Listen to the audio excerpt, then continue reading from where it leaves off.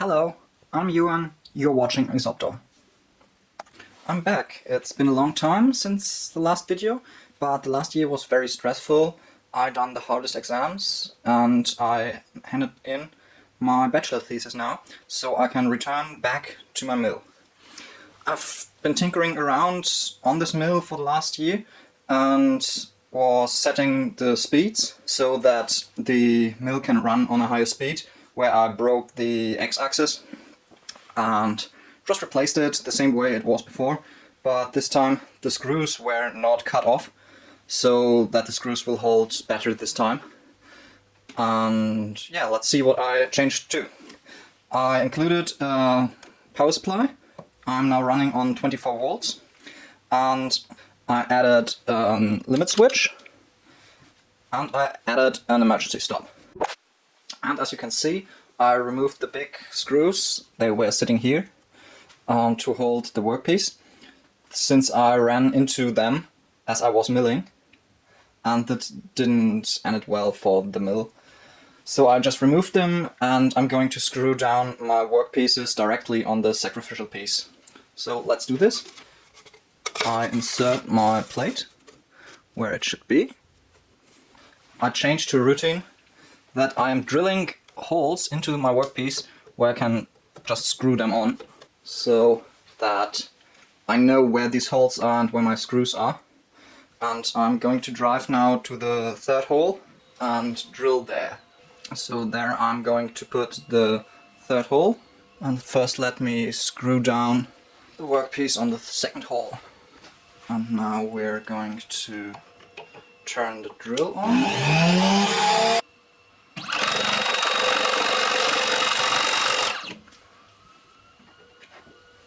And I can screw down the workpiece on the third point.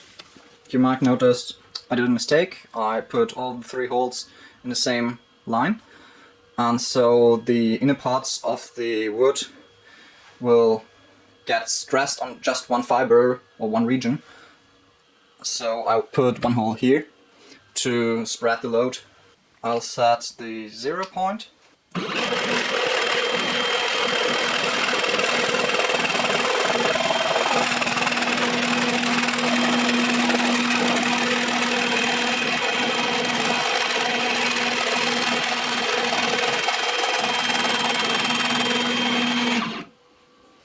So I'm 1.5 millimeters over the top bit of the workpiece on this place, but on another place it will scratch the workpiece at this height. So I'll declare this at the null point, and let's see.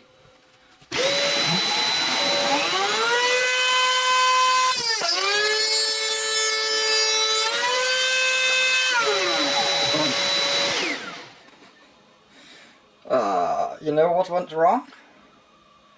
I changed the 0 point after I have drilled the holes for the screws. So the mill was now putting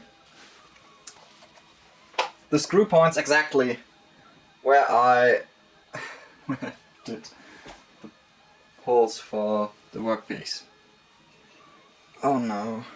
Yeah, I will have to offset all the holes by 1 centimeter. Or 1.5. See you then.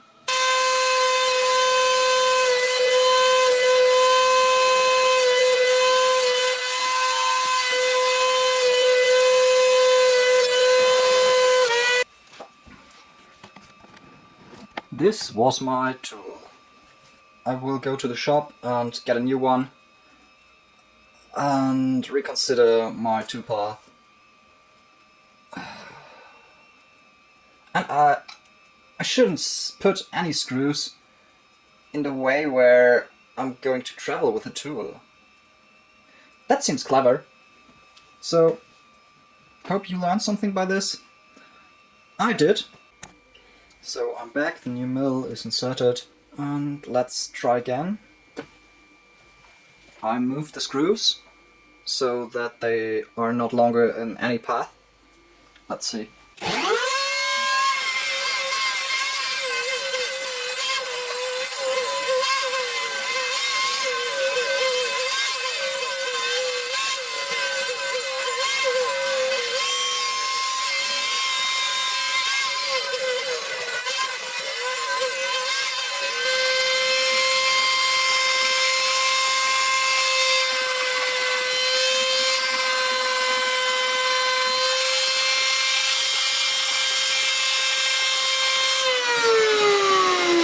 So what happened now is that the pins are falling out, which are used to...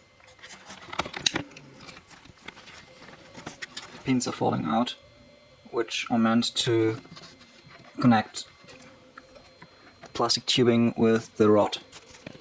And this is a pin here again. And now I'm pretty glad that I marked the starting point, so that I just can drive back and see that it matches this point.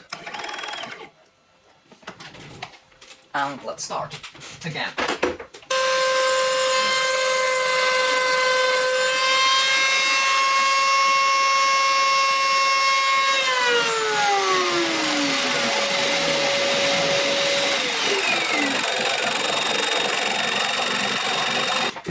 Yes, it worked. I have to clamp down the workpiece a little bit more, and then there won't be any resonance, I hope so. And then everything will be fine. And I have to somehow get rid of the problem of the connecting pins unlocking. So yes, that's a nice piece of milling. And I hope that I can now build my hull. Since I want to know where I'm putting my tool when I'm setting the 0 point, I took an LED stripe and took 2 stripes, each 3 LED, and soldered it together so that I can now put it on either side of the tool and have good lighting at the tool, and I'll be able to see. Now I installed the LED stripes just underneath the lower plate of the Z-axis carrier, so that I'll be able to see my work. As you can see, the screw terminal is here, and the wiring will go up here, and I'll leave some length of the wire for the up and down motion, and that's it. So now if I turn on my power supply, the machine should light up. And it's lit up. You might have seen in the video the threaded rod of the X-axis wiggling around, and to prevent it but still allow for a little of movement in this axis, I took some pieces of cardboard and dampened it, and the angle is just fixed down with some wire. And on this side I put just in the middle a little bearing made out of an aluminium tubing, locked with some nuts, and housed into a piece of wood where I did test milling on it. And this little buck converter converts the 24 volts of the power supply to 12 volts for the LED. I hope you enjoyed. I'm Yuan. See you next time.